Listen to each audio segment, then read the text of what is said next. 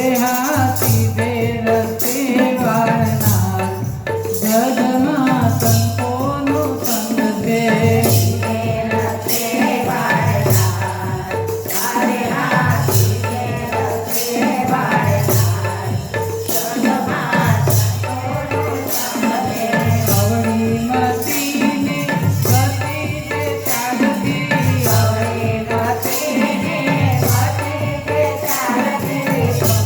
સદા કરેના એ જગમાં સંતોનો સંગ છે.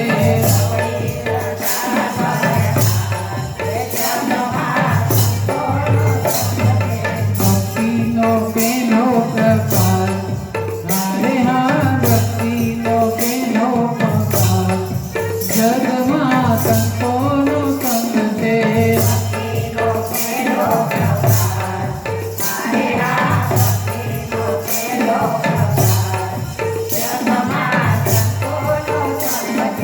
ભક્તિનો બીજો પ્રકાર હારે હા ભક્તિનો બીજો પ્રકાર શ્રવણ હરિ કથા છે.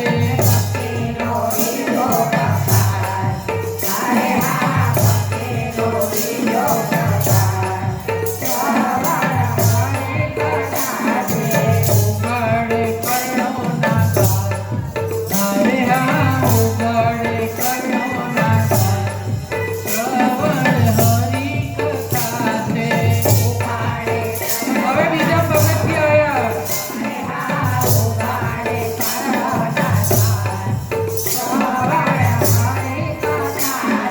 શ્રદ્ધાનો જન્મ એમાંથી થાય છે.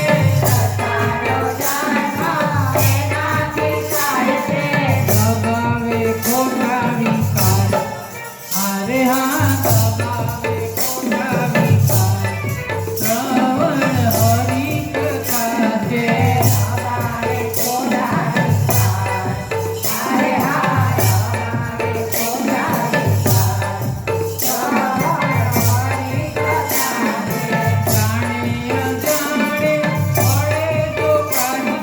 જાણે અજાણે પડે જો કાનમાં જાણે અજાણે પડે જો જગાડે કોઈની સંસ્કાર હારે હા જગાડે કોઈની સંસ્કાર શ્રવણ હરિ કથા છે.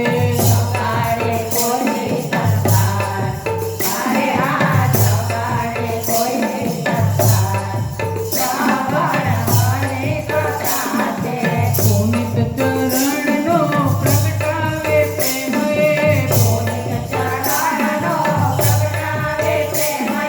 જીવ્યાનો સમજાવે જીવ્યાનો સાર હારે હા સમજાવે જીવ્યાનો સાર શ્રવણ હરિ કથા છે. જીવ્યાનો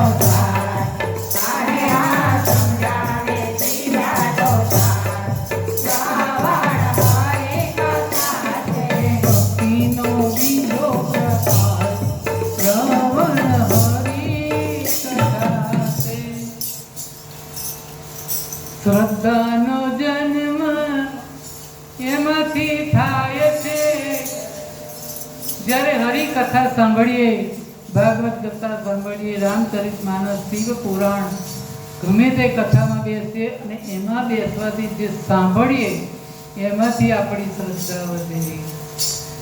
એમાંથી સાંભળીએ એટલે એમ થાય કે નામ લેવા જેવું છે. અને જાણે અજાણે પડે જો કાનમાં આમ જતા હોય ને જો કંઈક એવો શબ્દ કાનમાં પડી ગયો ને જીવન સુધરી ગયું. પુનિત મહારાજનું એમ તો સુધરી ગયું.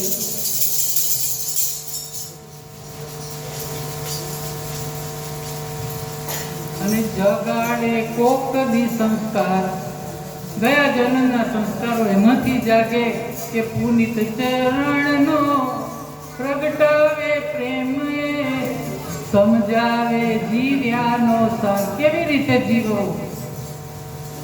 મિંગ આવે છે નવીનભાઈ જીવવું કેવી રીતે ગમે ત્યારે ઉઠવું, ગમે ત્યારે નાહવું, ગમે ત્યારે સૂવું, ગમે તે ખાઈ લેવું, પાણીપુરી ખાઈ લેવી, ભાજી પાઉં ખાઈ લેવાનું, ગમે તે